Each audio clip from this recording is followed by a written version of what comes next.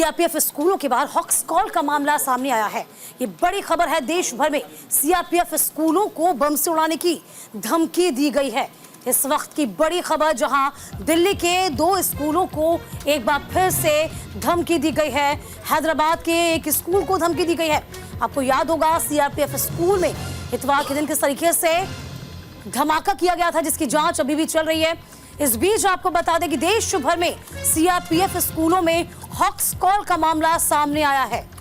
तो फिलहाल धमकी दी गई है, बम से उड़ाने की धमकी दी गई है। दिल्ली के 2 स्कूलों को धमकी दी गई है। इसके अलावा हैदराबाद का भी स्कूल चिन्हित किया गया है, जहां पर धमकी भरा ये कॉल आया है। फिलहाल देखिए, ईमेल के जरिए स्कूलों को धमकी दी गई। इस बीच आपको याद होगा कि तमाम जो एविएशन सेक्टर है, वहां पर भी किस तरीके से धमकी भरे मेल जारी हुए थे।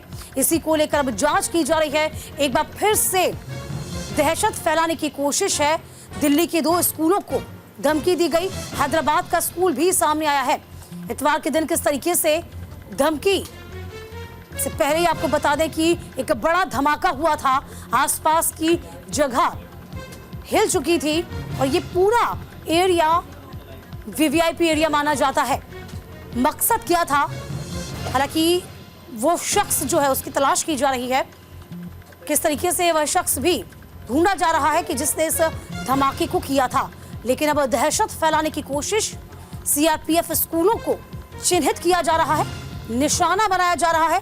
अब यहां पर लगातार धमकियां मिलना शुरू हो गई हैं।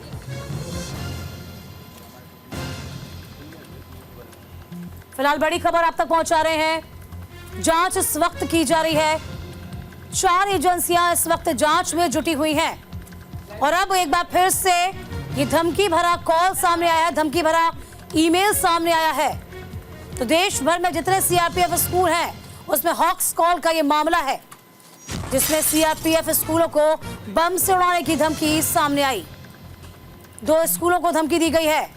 इसके अलावा हैदराबाद का भी एक स्कूल है जिसको बम से उड़ाने की धमकी दी गई है। हालांकि दिल्ली में आपने यह देखा होगा किस तरीके से जब पूरा मामला सामने आया था, उस वक्त इतवार का दिन था। आसपास के तमाम जो वाहन थे वो क्षतिग्रस्त हुए थे। कोई जनहानि नहीं हुई थी, लेकिन मकसद यहां पर क्या था, इससे इनकार नहीं किया जा सकता। दहशत फैलाना मकसद। हालांकि पुलिस लगातार इस पूरे मामले की छानबीन में जुटी हुई है।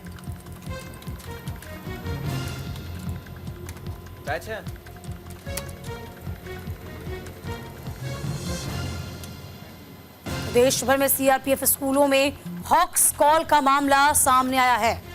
दहशत फैलाना मकसद, क्या इसके पीछे क्या साजिश हो सकती है, इसका पता भी लगाया जा रहा है। हालांकि अभी तक जितनी जांच की गई है, इतवार के दिन जो हादसा हुआ था, जो बम धमाका हुआ था, उसमें पुलिस का भी यही कहना है, जांच एजेंसियों का कहना है कि जिसने भी किया, कहीं ना कहीं उसे केमिकल की अच्छी नॉलेज थी। आनंद हमारे सहयोगी इस पूरी खबर पर नजर बनाए हुए हैं। आनंद, एक बार फिर से धमकी भरे ईमेल आना शुरू हो गए हैं, जानकारी। जी बिल्कुल दीपिका, अगर बात की जाए ईमेल जो आए हैं, लगातार सीआरपीएफ के कई स्कूल्स भरे जो देश भर में खुले हैं, उनको बम से उड़ाने की धमकी दी गई थी, जिसके बाद तमाम सिक्योरिटी चेकअप किए गए, जहां पर ये तमाम खबरें जो निकल के सामने आ रही थी वो पूरी तरह से बेबुनियाद लिखी। और तमाम जांच पड़ताल के बाद जब सुरक्षा एजेंसीज ने इसका खुलासा किया कि जो ईमेल आए हैं वो पूरी तरह से गलत हैं, अब पुलिस इसमें एक कदम आगे बढ़ाते हुए इन ईमेल्स की जांच कर रहे हैं कि कहां से आए हैं, इनका इंटरनेट प्रोटोकॉल नंबर क्या है और क्या इंटेंशन रही इसको लेकर जो मेल किया गया। कहीं ना कहीं जैसे ही अगर मेल किया गया था, दिल्ली के 2 सीआरपीएफ स्कूल और हैदराबाद के एक स्कूल को बम से उड़ाने की धमकी दी गई थी, जिसके बाद ही तमाम सुरक्षा एजेंसीज वहां मौके पर पहुंची, स्कूल खाली कराया गया और तमाम पेरेंट्स को इन्फॉर्म किया गया और तमाम बच्चों को उनके साथ, पेरेंट्स के साथ वापस घर भेजने के बाद सुरक्षा चेकअप किए गए। हर स्कूल को खाली कराने के बाद, हर एक क्लासरूम को चेक करने के बाद जब पुलिस ने उसको कंफर्म कर दिया कि अब पूरा स्कूल जो मेल आया था वो पूरी तरह से बकवास था, जिसके बाद अब कहीं ना कहीं एक एजेंसी से आगे बढ़ते हुए लोगों की चिन्हित करने की कोशिश कर रहे हैं कि किसने भेजा, क्यों भेजा और क्या इंटेंशन आई। आपने देखा पिछले दिन दिल्ली में ब्लास्ट होने के बाद से कहीं ना कहीं तमाम सुरक्षा रविवार के दिन जब सीआरपीएफ कैंप स्कूल के पास धमाका हुआ था, तो क्या कोरिलेट कर सकते हैं इन ईमेल्स को उस घटना से? जी बिल्कुल दीपिका, उसके बाद से ही मोनिका, उसके बाद से ही तमाम एजेंसी अलर्ट पे थी और यही कारण था कि तुरंत जैसे ही मेल मिला स्कूल्स को, उसके बाद से ही तमाम एजेंसीज, दिल्ली पुलिस के साथ साथ स्पेशल एजेंसीज पहुंचने का सिलसिला शुरू हो चुका था, जहां चेकअप किए गए हर एक रूम को। बॉम्ब डिस्पोजल की टीम पहुंची, बॉम्ब स्क्वाड पहुंचा वहां पर, और उसके साथ साथ डॉग स्क्वाड भी वहां पहुंचा था। तमाम एजेंसीज जो कि सिक्योरिटी चेक करती हैं बॉम्ब से रिलेटेड, वो वहां पहुंची। उन्होंने जब पूरी स्नाइपर्स से लेकर तमाम चीजें चेक होने के बाद ही उसको क्लियरेंस दी। उसके बाद अब जो एजेंसीज हैं वो आगे कदम बढ़ाते हुए उस इंटेंशंस की थ्रू आगे बढ़ रहे हैं कि किसने करा, क्या रीजन रहा और क्यों, क्या इंटरनेट प्रोटोकॉल नंबर रहा, क्या पब्लिक इंटरनेट का यूज किया गया या पर्सनल इंटरनेट से यूज किया गया। तो अब जिसने मेल भेजा है उसकी गिरफ्तारी को लेकर आगे एजेंसीज बढ़ चुकी हैं। अब देखने वाली बात होती है कितनी जल्दी उसकी गिरफ्तारी होती है। जी देखिए, इस बीच हमने ये भी देखा कि चाहे तमाम ईमेल्स की बात हो, चाहे एविएशन सेक्टर में भी इस तरह के कॉल मिलना शुरू हुए थे, यहाँ पर जांच की बात कही जा रही है। यानी कि अब साफ तौर पर तमाम जो कह सकते हैं कि सरकारी एजेंसियां, उन्होंने कहा था कि इनको बख्शा नहीं जाएगा, एक एक को चिन्हित किया जाएगा। इस बारे में क्या और जानकारी आप दे पाएंगे? देखिए दीपिका, लगातार एजेंसीज जांच कर रहे हैं क्योंकि एक के बाद एक सिलसिले शुरू से हो गए हैं।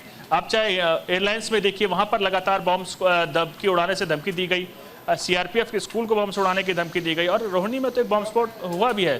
तो कहीं ना कहीं तमाम एजेंसीज अब इसको लेकर आगे बढ़ रहे हैं कि कौन वो व्यक्ति हैं।